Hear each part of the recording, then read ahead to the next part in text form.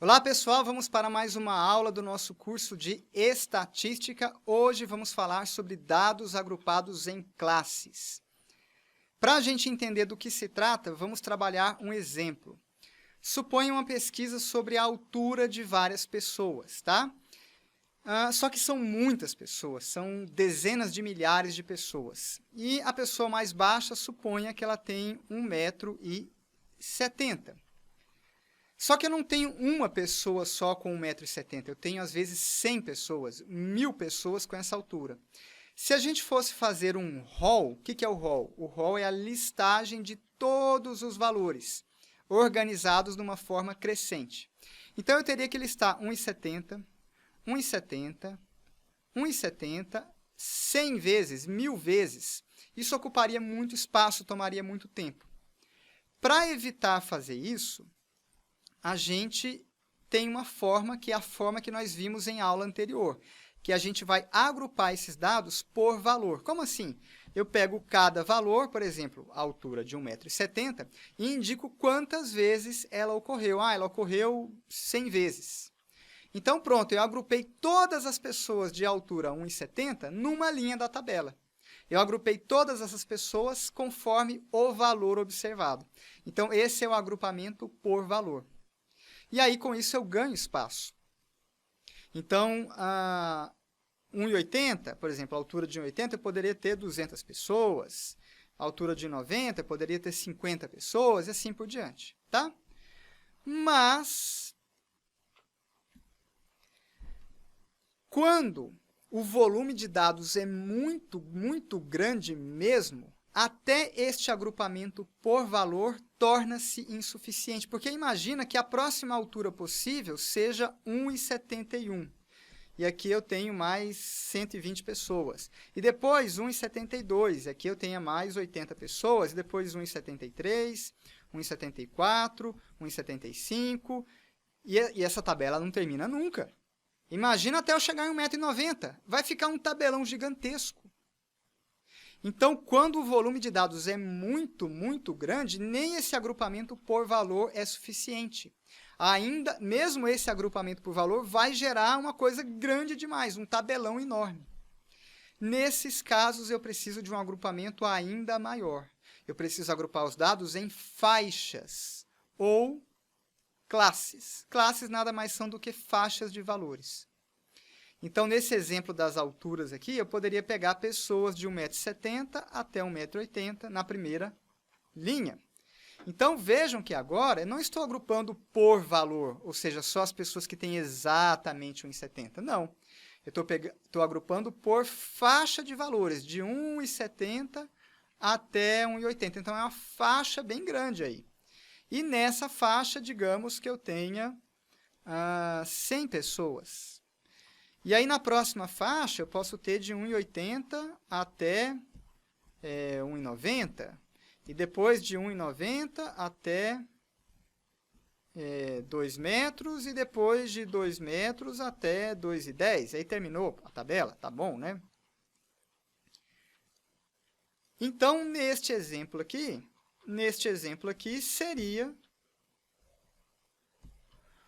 seria um caso de dados agrupados em classe. Dados agrupados em classe. É esse caso que está aqui na tela. Então, cada linha corresponde não mais a um único valor, mas uma faixa de valores.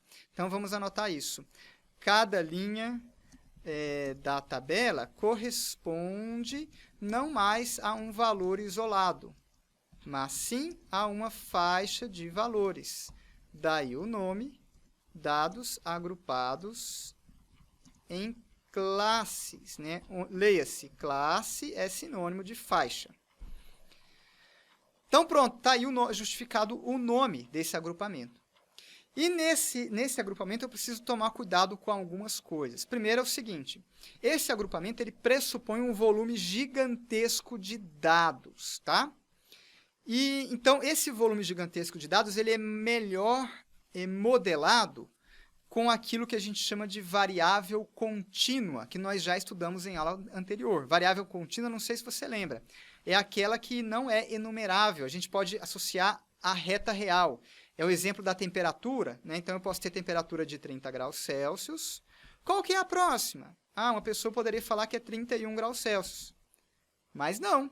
Seria perfeitamente possível, se o meu termômetro permitir, eu medir 30,1 graus Celsius. E se eu tiver um termômetro ainda melhor, eu poderia medir 30,01 ou 30,001 e aí vai embora. Isso é uma variável contínua. Então, sempre que nós estamos trabalhando com dados em classes, pressupõe-se que é um volume gigantesco de dados, que será melhor modelado por uma variável contínua. O que isso significa, Victor? Está muito complicado. Não estou entendendo nada. Simplificando a fala, isso significa o seguinte, que onde uma classe termina, a outra começa. Então, essa aqui vai até 1,80, a próxima começa em 80. Aí, essa que termina em 1,90, a próxima começa em 1,90. Então, é sempre assim, onde uma está terminando, a outra começa. Por quê? Porque é assim que funciona a reta real. Então, na reta real, eu tenho vários intervalos, né? Então, a reta começa num ponto A, o primeiro segmento vai até um ponto B. O segmento seguinte começa em B e vai até C. E o segmento seguinte começa em C e vai até D.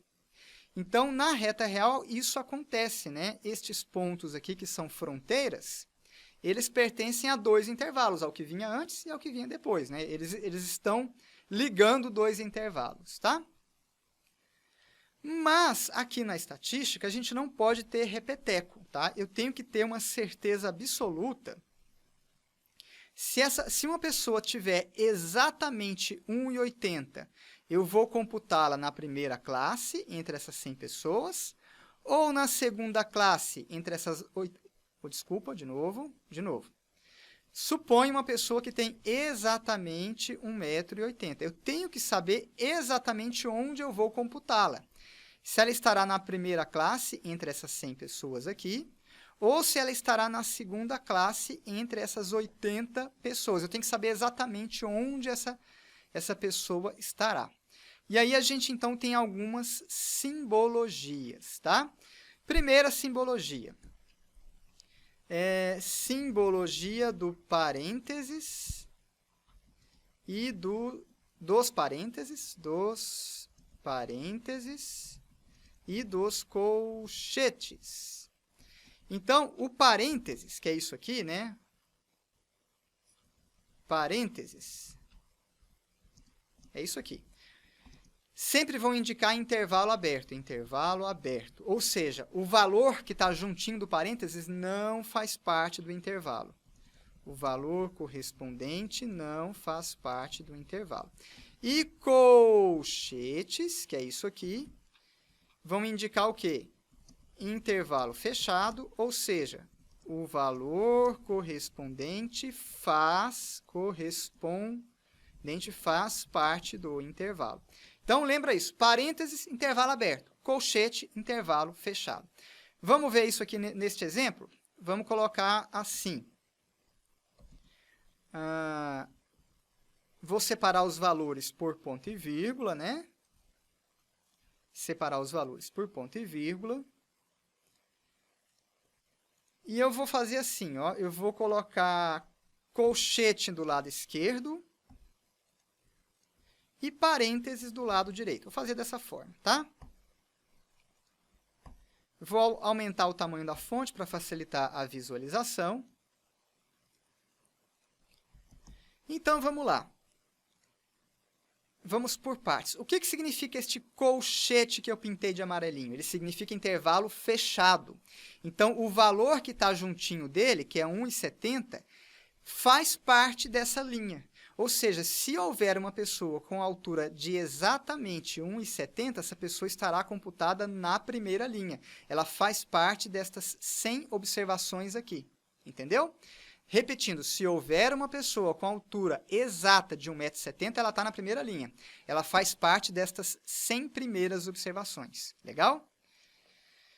Bom, uma pessoa com 1,75 m. Bom, 1,75 m não há dúvidas, né? 1,75 m está nesse intervalo, entre 1,70 m e 1,80 m. Então, essa pessoa também estará na primeira linha. 1,76 m. Mesma coisa, 1,76 não tem dúvida, está entre 1,70 e 1,80, a pessoa também está na primeira linha. Então, para 1,75 não tem dúvida, para 1,76 não tem dúvida, 1,77, 1,78, 1,79. Quando chegar em 1,80, eu tenho que olhar se o intervalo é aberto ou fechado. Para 1,80, o intervalo está aberto. Então, uma pessoa que tenha exatamente 1,80, uma pessoa que tenha exatamente 1,80 é intervalo aberto, ela não faz parte desse conjunto. Ela ficou de fora, ela está fora. Não sei se vocês lembram da matemática. Na matemática, a gente tem essa nomenclatura, né? Quando a gente tem um intervalo real, que vai de A até B, se o intervalo é fechado, é bolinha fechada, significa que o B faz parte dele. E do outro lado, eu vou colocar intervalo aberto, é bolinha aberta, significa que o A não faz parte dele. Essa nomenclatura vem lá da matemática, quando a gente estuda os números reais. Então, de novo, 1,80 é intervalo aberto, ele não faz parte da primeira linha. Vamos olhar a segunda linha? Na segunda linha, eu tenho colchete. Colchete é intervalo fechado. Então, 1,80 faz parte da segunda linha.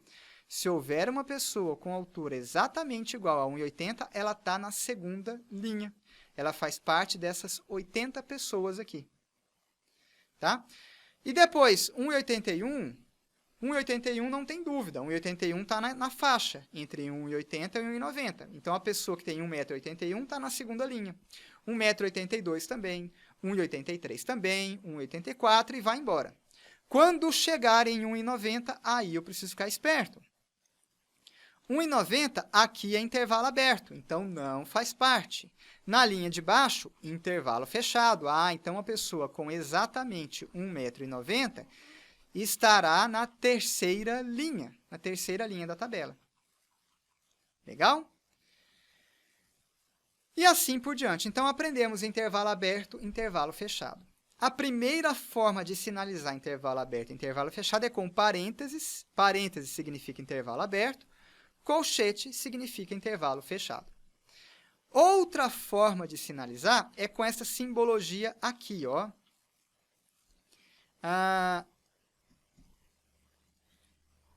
Um tracinho com um tracinho horizontal seguido do vertical, o vertical significa fechado, intervalo fechado. E sem o tracinho significa intervalo aberto, entendeu? Então, o pauzinho na vertical, o tracinho na vertical vai indicar se é intervalo aberto ou fechado. No nosso exemplo, deixa eu copiar a tabela, vou reescrever. Então, vou tirar agora os parênteses e os colchetes. Vou tirar também estes ponto e vírgula daqui.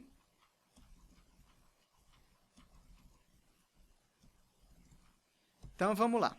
Então, se entre os valores eu vou colocar assim, ó, deixa eu dar mais espaço para caber aqui. E eu vou colocar de vermelho para realçar melhor a cor. Então, eu vou colocar assim, ó, vou colocar a simbologia deste jeito aqui. Então, todos os meus símbolos estão assim, ó. Eu tenho um pauzinho vertical só do lado esquerdo. Então, significa que do lado esquerdo é fechado. Fechado. E do lado direito? Do lado direito está aberto. Do lado direito ficou aberto. Eu posso interpretar esse pauzinho na vertical, como se fosse uma porta que fecha, né? Fechei a porta. Então, do lado esquerdo, ó, fechei a porta. Porta fechada, intervalo fechado. Do lado direito não tem porta, do lado direito ficou aberto. Então, com isso, o que eu estou indicando? Uma pessoa com exatamente 1,70 m, ela está do lado da porta fechada. Então, ela faz parte da primeira linha. Então, a pessoa com 1,70 m está na primeira linha. E a pessoa com 1,80 m? Ixi, 1,80 m ficou do lado do intervalo aberto. Não faz parte desse intervalo. Então, a gente vai precisar consultar o próximo intervalo. No próximo intervalo, agora sim, 1,80 m está do lado fechado. Então a pessoa com exatamente 1,80 m, ela está na segunda linha. E 1,90 m? Ixi, 1,90 m deu ruim, 1,90 m ficou do intervalo aberto. Então, ele não faz parte dessa linha. Vamos ver a próxima linha? Na próxima linha deu certo. Na próxima linha, o 1,90 m está do lado fechado. Então, a pessoa que tem exatamente 1,90 m está nesta linha daqui. Então, esta seria outra simbologia, tá? Vamos ver mais símbolos? Então, se eu colocasse assim, aí mudaria. Agora seria intervalo aberto do lado esquerdo, intervalo fechado do lado direito. Vamos mudar. Outro exemplo. Se eu deixasse assim, só a linha horizontal, então seria intervalo aberto dos dois lados. Seria aberto do lado esquerdo, aberto do lado esquerdo e aberto também do lado direito. Então, abriu dos dois lados. Nenhum dos extremos faz parte do intervalo. Vamos ver esse caso? Então, por exemplo, se a simbologia fosse assim, ó, tracinho, tracinho, tracinho, tracinho, significa que todos os intervalos seriam abertos. Então, por exemplo, pessoa com 1,70 m, com 1,80 m, pessoas com exatamente 1,80 m. Elas não estariam na primeira linha, porque o intervalo é aberto. E também não estariam na segunda linha, porque o intervalo também foi aberto. O que isso significaria? Que neste conjunto analisado não existe nenhuma pessoa com exatamente 1,80 m. Da mesma forma, uma pessoa com 1,90 m, ela não está na segunda linha, porque o intervalo está aberto. E também não está na terceira linha. Isso significa que neste conjunto analisado não existiria nenhuma pessoa com 1,90 m. Entendeu?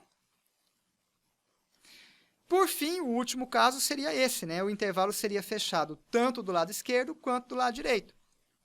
Vamos dar um exemplo aqui. Por exemplo, assim. Tá? Então, neste caso aqui, ó, o primeiro intervalo ele é aberto dos dois lados. As pessoas com exatamente 1,70 m não fazem parte dele, e as pessoas com exatamente 1,80 m também não, porque ele é aberto dos dois lados. O próximo intervalo foi fechado dos dois lados. Então, a pessoa com 1,80 m exatamente está bem aqui. E a pessoa com exatamente 1,90 m está bem aqui. As duas fazem parte da segunda linha. O próximo intervalo foi aberto dos dois lados. Então, uma pessoa com exatamente 1,90 m não faz parte dessa linha. E uma pessoa com exatamente 2 metros não faz parte dessa linha. E assim por diante, tá? Então, entendida a simbologia, vamos aplicar. Então, entendida a simbologia, vamos aplicar este resultado para o rol que nós já estudamos em aula anterior. Tá? Então, não sei se vocês se lembram, nós estudamos este rol aqui, que é o conjunto de 10 salários, né? De 10 rendas de alguns indivíduos. E essas rendas estão em quantidade de salário mínimo. Então, a primeira pessoa ganha 1 salário mínimo, a segunda pessoa 2 salários mínimos, 2 salários mínimos, 3 salários, 4, 5, 6 e 7 salários mínimos. Muito bem. E nós já vimos em aula anterior como é que a gente agrupa isso por valor, né? Então, 1 salário mínimo ocorreu uma vez. 2 salários mínimos ocorreu 3 vezes. 3 salários mínimos ocorreu uma vez e assim por diante, tá? Como essa aqui é uma quantidade pequena de observações, aqui já estaria bom. Essa tabela aqui já é suficiente, tá? Apenas para que a gente possa treinar, eu vou agrupar mais ainda. Eu vou agrupar em classes. Agrupar em classes. Só para a gente treinar. Então, eu vou fazer as classes assim, ó. A primeira classe vai de 1 até 4. Eu vou pegar intervalo fechado em 1, aberto em 4. A segunda vai de 4 até 7 e a terceira de 7 até 10. Tá bom? Eu vou fazer dessa forma aqui. Foi uma forma que eu quis fazer. Escolhi dessa forma. Vou seguir, então, este formato. Então, vamos inserir a nossa tabela aqui. Na primeira coluna, deixa eu aumentar o tamanho da fonte, colocar uma fonte um pouco maior. Na primeira coluna, eu vou colocar as classes, né, que são as faixas de valores, e depois, na segunda coluna, eu vou colocar as frequências simples, né, frequências absolutas simples. Vou centralizar o texto. Então, como é que são as classes que eu defini? Eu defini as classes assim. A primeira vai de 1 até 4, a segunda de 4 até 7 e a terceira de 7. Eu vou aumentar um pouco o tamanho da linha para caber minha letra, né, que não está cabendo. Vamos aumentar aqui o tamanho da linha. Deixa eu excluir aqui as últimas duas linhas. Então, vai ficar assim. Na primeira linha, a gente vai de 1 até 4, depois de 4 até 7 e depois de 7 até 10, né? Lembrando, o nosso rol era esse aqui. 1, 2, 2, 2, 3... Acho que era 1, 3 só, né? 3, 4, 4, 5, 6, 7. Então, corrigindo aqui, 3, 4, 4, 5, 6, 7. Deixa eu só conferir. 1, 2, 3, 4, 5, 6, 7, 8, 9, 10 valores. Beleza. Então, tá bom. O meu rol está ali embaixo, o meu rol que eu vou usar de apoio. Vamos montar a primeira classe. Essa aqui vai de 1 até 4. Então, repare que nós temos intervalo fechado em 1, então o 1 faz parte dessa classe. O 1 faz parte. E aí a gente vai indo, né, até chegar em 4. O 2 vai fazer parte, o 2 também, o 2 também, o 3 também. Cheguei no 4. O 4 faz parte da classe. E a gente pode constatar aqui que do lado direito é intervalo aberto. Então, o 4 não faz parte dessa classe. Então, a gente vai parar essa classe bem aqui. Quantos valores vão entrar nela? 1, 2, 3, 4, 5 valores. Então, a frequência dessa primeira classe é 5. Entendeu? Maravilha. Vamos para a próxima classe. A próxima classe é de 4 até 7. A gente tinha parado bem aqui, né? De 4 até 7. O 4 vai entrar nessa classe? Vai, ó, aqui é intervalo fechado. Então, o 4 faz parte dessa classe. Então, eu vou considerar o 4 também. Maravilha. O 5 vai entrar, o 6, e chegamos no 7. O 7 vai entrar nessa classe? Eu tenho que ver. O intervalo aqui está aberto, então o 7 não entra nessa classe. Então, essa classe morreu bem aqui, ó. Então, essa classe tem 1, 2, 3, 4 elementos. 4 elementos nessa classe. Por fim, última classe. A última classe vai de 7 até 10. O 7 faz parte dessa classe? Faz, intervalo fechado. O 7 faz parte. Então, eu vou computar o 7 e só tenho 7. Não há mais valores para eu computar. Então, existe apenas um elemento nesta última classe. Tá bom?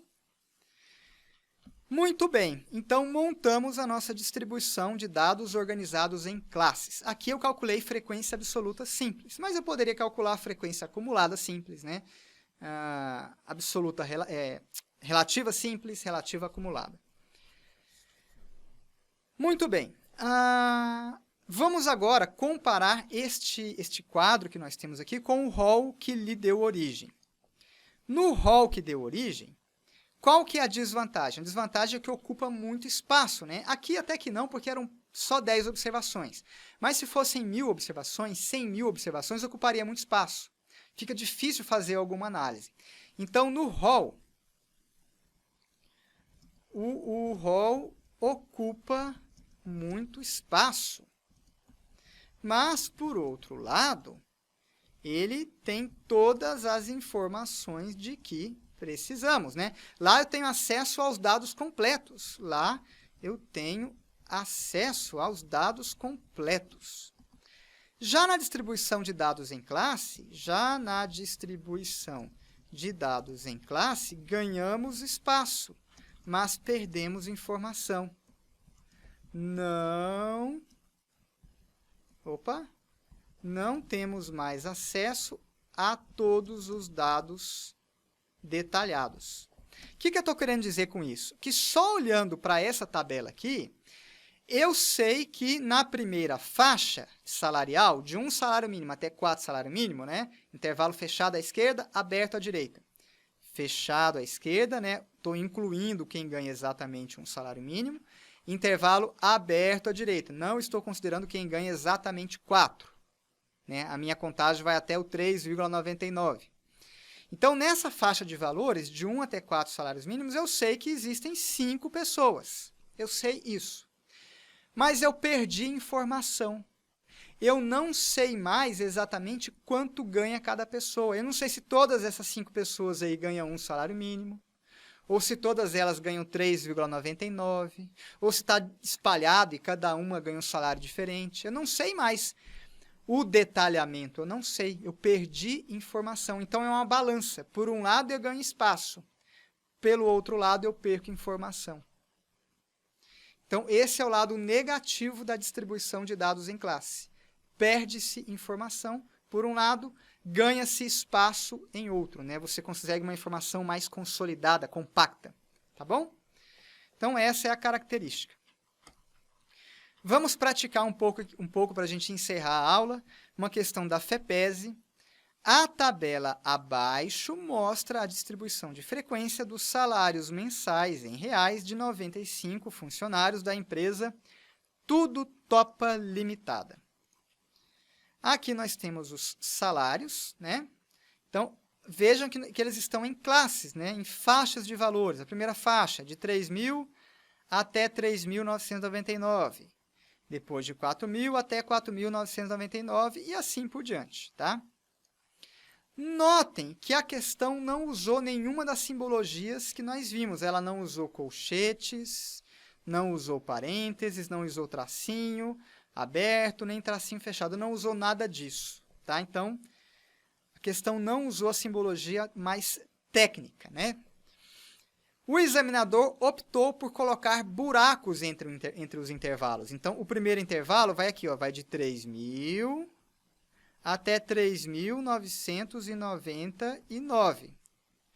O segundo buraco, o segundo intervalo, ele deu um buraco. O segundo intervalo começa em 4.000 e vai até 4.999. Então, perceba que ficou um buraco aqui no meio. Esse buraco em amarelo seria os valores de salário iguais a R$ 3.999,01, e 2 centavos, e 3 centavos, e 4 centavos, e 5 centavos, e 6, e 7, e 8, e 9, e 10, e 99 centavos. Então, ficou um buraco aí no meio. E esse buraco é que está separando os intervalos, entendeu? Então, a gente tinha que usar um pouco de jogo de cintura para entender o que o examinador queria, já que ele não usou a simbologia técnica. Então, o que é que ele está querendo? Uma pessoa que ganha exatamente 3.999 estará na primeira linha. Como é que eu sei disso? Porque o 3.999 sequer aparece na segunda linha. Ficou um buraco entre os intervalos. Do mesmo modo, uma pessoa que ganha 4.999 estará na segunda linha. Como é que eu sei disso? Porque ela sequer aparece na próxima linha. Ou seja, para os nossos efeitos, a gente pode considerar todos os intervalos fechados. Assim, ó, colchete, colchete, tudo com colchete, tá? Seria isso.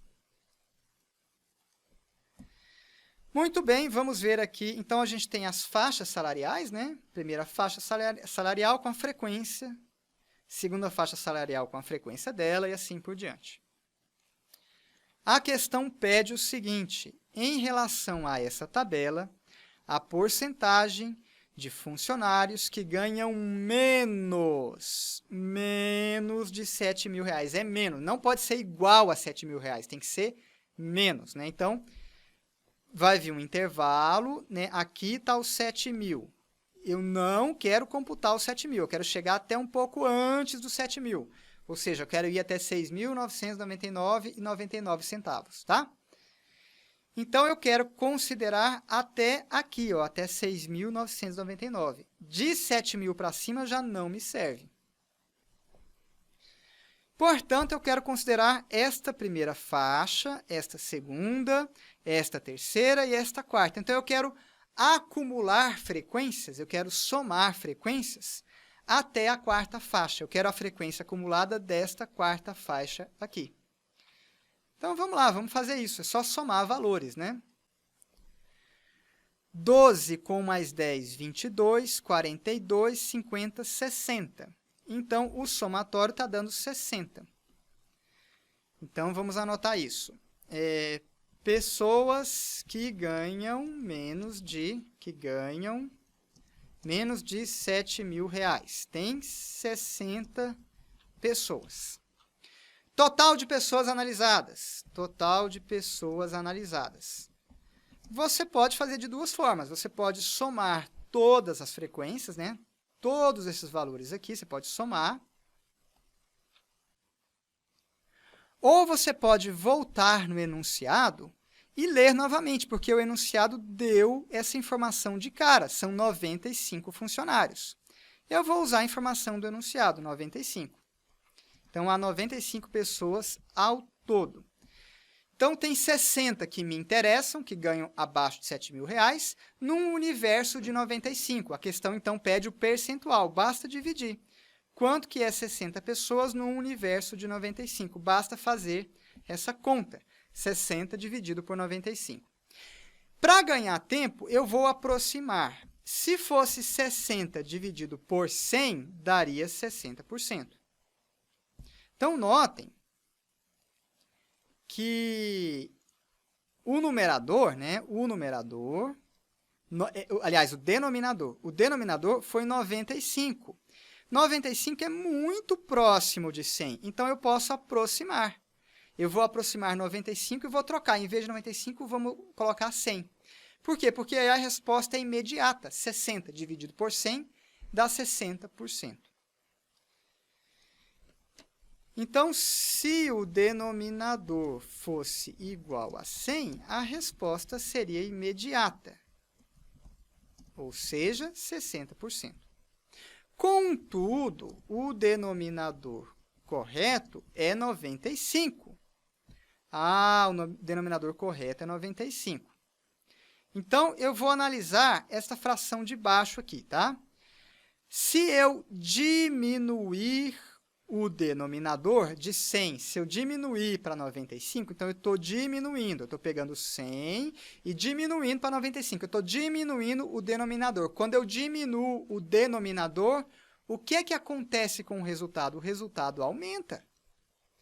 Isso é bem tranquilo, né? Vamos supor, se eu tiver 10 balinhas e quiser dividir para 2 crianças, o resultado dá 5. Mas se eu aumentar o denominador, aliás, o contrário, né? Fazer o contrário. Se eu tiver 10 balinhas e dividir para 5 crianças, dá 2 para cada. Mas, se eu diminuir o denominador, 10 dividido por 2, eu aumento o resultado. Então, quando eu diminuo o denominador, eu aumento o resultado. Diminuo o denominador, eu aumento o resultado. Então, mais uma vez, se eu pegar o denominador e, em vez de 100, se eu diminuir para chegar em 95, o resultado vai aumentar. Portanto, a resposta correta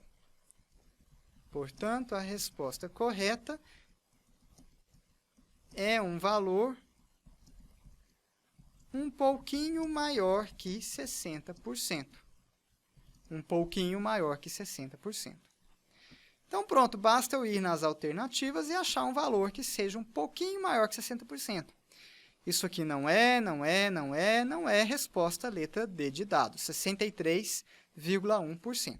Se você não gostou dessa aproximação, basta dividir 60 dividido por 95, você vai ter que achar 0,631 ou 63,1%, tá bom? Encerramos por aqui este vídeo. Bons estudos e até a próxima!